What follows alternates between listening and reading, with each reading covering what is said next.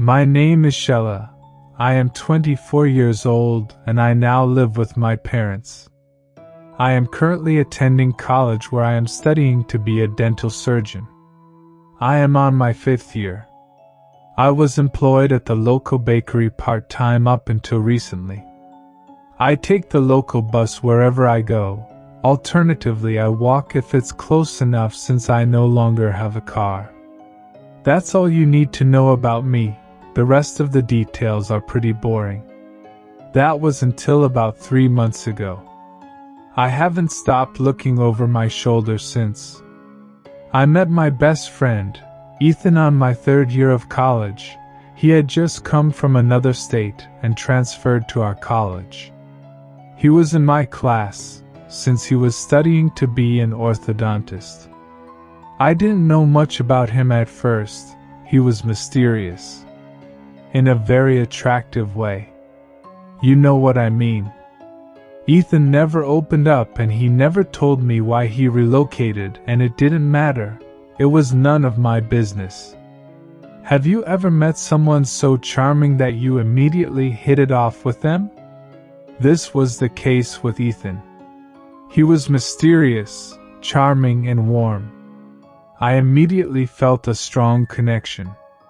We became friends and spent most of our time together. We went to parties, took hikes along to river, studied together, and he was a good friend, really protective, really loving. I always felt so safe.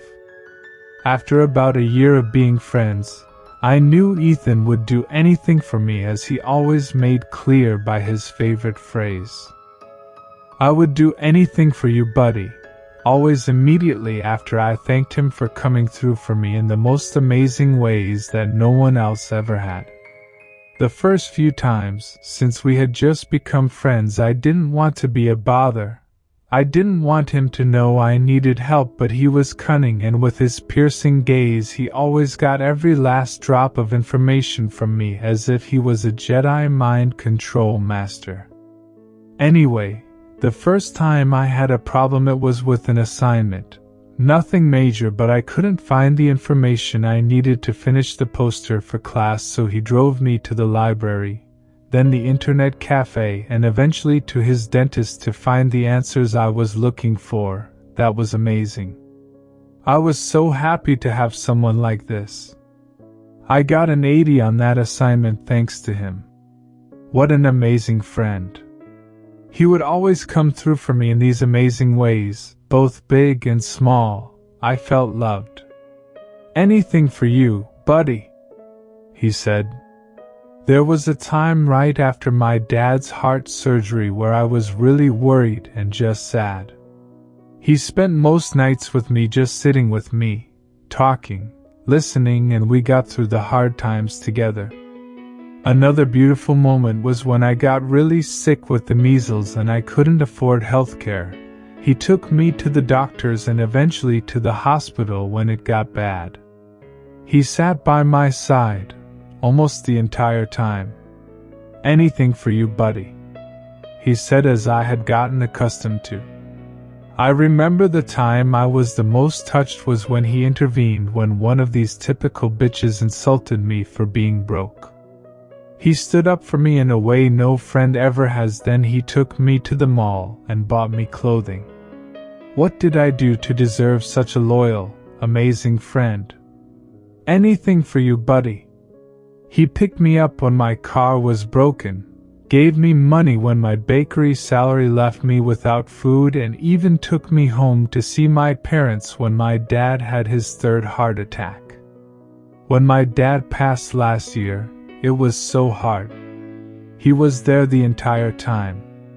He came to the funeral, stayed for 3 weeks with my mom, little sis, and I, and helped out all over, mowing the lawn, doing repairs, cleaning the gutters. Anything for you.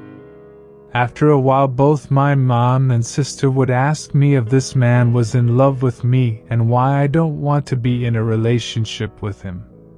Why haven't you guys ever dated? My little sister would ask. I didn't feel that way about him, and I know he didn't see me that way either. He didn't want that. He said I was his sister. At the end of the year we had a school break. An extended one. He suggested that it might be a good idea to go back to where I grew up and visit my family again since they had a rough year. I asked him why he never goes home or visits his family. But he just brushed it off and said that family matters for him was complicated. And I am his family. We drove for hours to get home and eventually got there where he was welcomed as a son. He wanted to explore a large portion of my hometown this time, see where I went to school, where I spent most of my time. He was so interested in my life. It was really sweet. Fast forward, the vacation was over. We had to go back to campus. I was ready for my 5th year, and had already gotten all the new textbooks thanks to him. The semester started off quite rocky, with water damage in my apartment due to rain. I had a huge fight with the landlord who refused to do the repairs. I was astonished when the landlord changed his mind and brought over people to repair the damage and repaint the whole apartment. I tried to thank the landlord, but he hurried away and wouldn't look me in the eye. How strange. I ignored it and went about my week. I got a text from my friend during the week asking, "Did you see what I arranged for you?"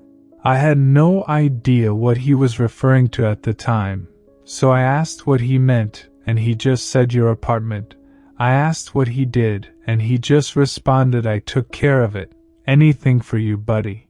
Well, it was kind of weird, but it was nice to have a newly painted place, and all the repairs done. So I didn't question it much, although I really wondered how he convinced the landlord. Later that week everything escalated, when I got fired from my job for no reason. The owner said he couldn't afford to pay me anymore. So I had to look for another job.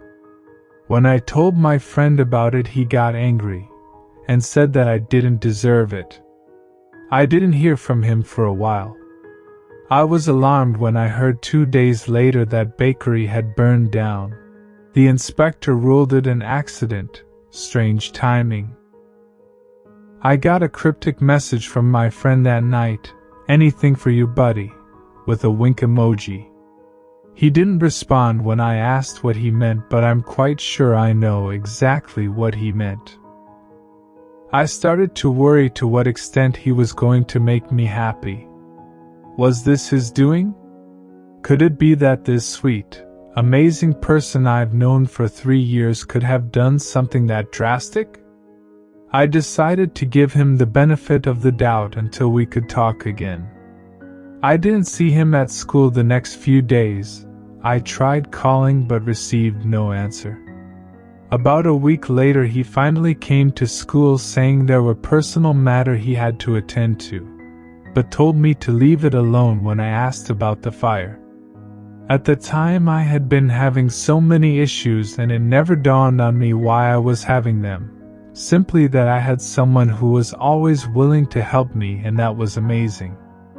I received a call from the school later that day telling me they didn't receive my registration for the new school year, and that I was not really registered. This stressed me out severely. After spending hours on the phone with the dean of admissions, she admitted that there was a mistake and my registrations were misplaced, but it was too late to rectify since they already filled my seat. I was quite devastated. This meant I could only join classes the next semester. That night my friend came over to cheer me up. He was himself, making jokes, distracting me with well-thought-out anecdotes, and eventually putting me to bed after I fell asleep. He spent the night. That was the plan, anyway. I woke up at about 3 a.m. to find him gone. I went to check the couch, and his pillows and blanket were still there. Then I heard the key turn in the door and rushed to bed. Closing my eyes tightly, I pretended to be asleep, hearing the footsteps.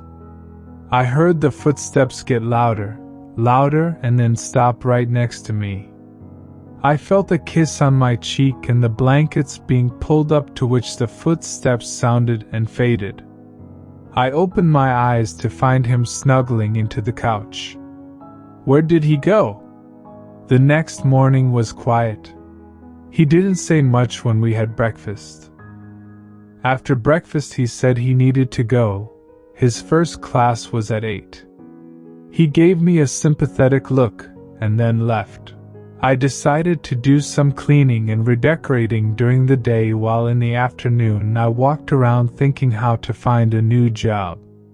I passed the bakery, which was heavily burned, still curious about how this happened. I hope he didn't do this. I decided to go into my favorite coffee shop and give the manager my resume. People seemed flustered as they were whispering among one another. What's going on?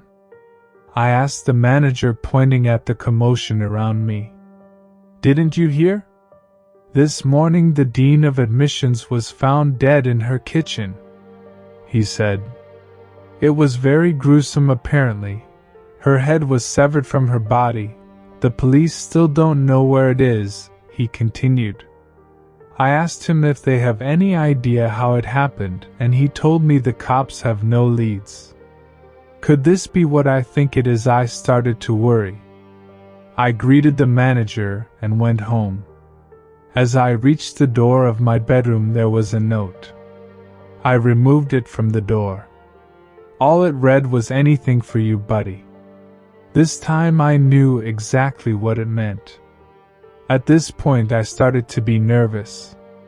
What happened to my friend? For the first time in 3 years I felt fearful as I tried to call him. It went straight to busy.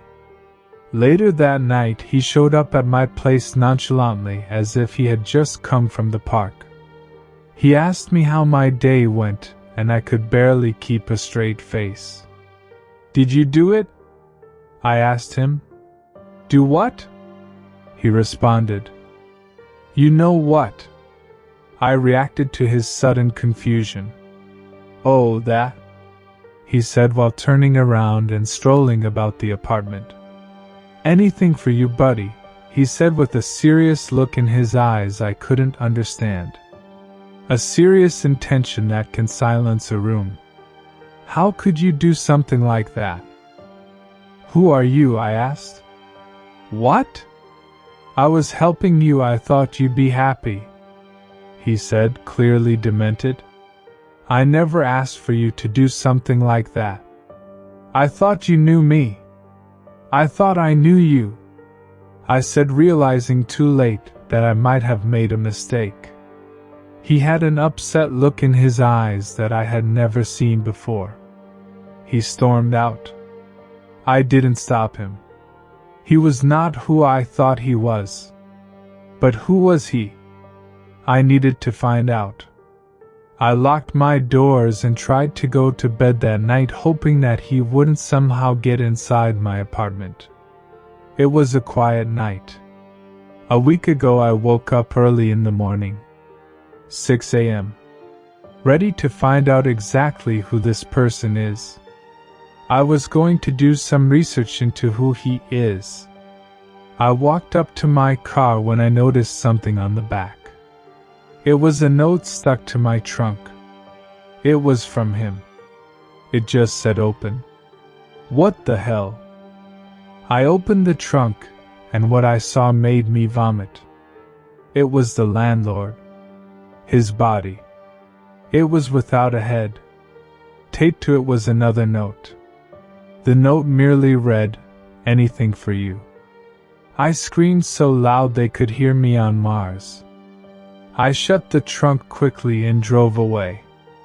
You might ask why I didn't call the police at this point, but I was scared. These were people that I had the intent to kill. After all, they were causing me problems, and all the evidence was pointing towards me, so I just drove. 3 towns over I finally stopped. I needed help. I checked the yellow pages and found a relatively cheap private investigator and phoned him. He was happy to help me find out more about my friend. All he needed was a picture and some DNA. I gave him the glass my friend used the night he was over, and he was on his way. I needed to make sure I was away from the apartment. I then rented a room with the last money I had left. I'd have to go home soon. I had no other choice. The PI said I needed to give him 2 days, so that's exactly what I did. A day went by and I needed some air, so I walked about town. This was a really small town, but the environment was nice, so I checked out the local scenery, sat in the park and stalked the newsstands. That's where I saw it. The missing person reports. They were looking for the landlord. Next to it was a reward. Someone was searching for owner of the bakery and his family. They had all disappeared over the weekend and no one had heard from them since. I had a feeling that he might have done the same thing to them. I was petrified and decided to lock myself in the room until I hear from the PI. When I arrived at my room, the door was open. What the hell? I'm one of those blonde girls in the movies that would walk towards danger and yell hello to the dark, so naturally I just had to go in. As I carefully entered the room, I nearly passed out. My entire wall was plastered with post-it notes of all different colors, all with the same words over and over. Anything for you. This time it was written in very scrappy handwriting. Looked like it was rushed. I hurried out of there and went to a public place where I'd be safe. I decided to call the PI. He told me to give him an hour. He had found something. I sat at the diner as I waited for the PI. He was 2 hours late. My fingers nervously tapping on the table while I planned on an escape should he not show up. I felt like the last survivor on an apocalypse movie with nowhere to go. An hour later I decided to leave. I ran back to the apartment to grab my bag so I could get in my car and leave. That's when I saw it.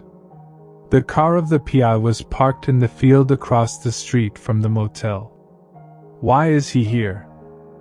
I walked over to go confront him. He never showed up and he's just relaxing over here. The car had a peaceful silence to it, as if it has been there for hours. I took a step closer and knocked on the window.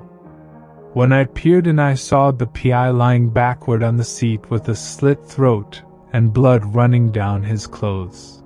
He's dead. Oh! I was about to walk away when I saw a note on the windscreen. This one was different. You have betrayed yourself, you have betrayed us. I would do anything for you. Kill those who hurt you. And now that person is you. I knew what that meant. I tailed for my car to get the out of there. I was scared to go home because he knew where I lived, but if I didn't go, he'd kill them too. I decided it would be best to set my car on fire and abandon it. So I pushed it down the lake 100 miles out of town and took hikes to get home. On the way home, my phone buzzed, so I reluctantly opened it up to check. It was an email from a certain Brooks PI. Subject line: read this what I found. He must have sent this before he got killed. I wondered to myself whether I wanted to open the attachments. If this guy went to the great lengths of actually killing the PI, what could be this bad? Worse than murder? I slowly started on the attachments. The first one, quite obviously, was the DNA analysis matching his identity. I was yet again startled when I saw the name attached to the DNA analysis outcome. Chuck Abbott, I read. This was not the name I knew him by. There were some newspaper articles and police report. Basically, what I gathered from the information was that I befriended a very dangerous person who had murdered his parents. The police never found the killer until he was placed in a foster home, and he murdered the entire family. He was deemed mentally unstable and placed in an asylum, which he escaped 3.5 years ago. They were still looking for him.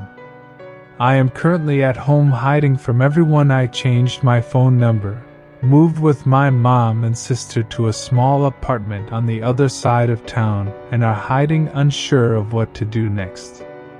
Should I call the police? Should I get another private investigator to find him? Should we move to another town?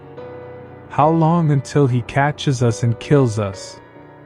I was a friend, but not he would do anything to protect me from hurting myself by betraying him. And sadly, the cost is death.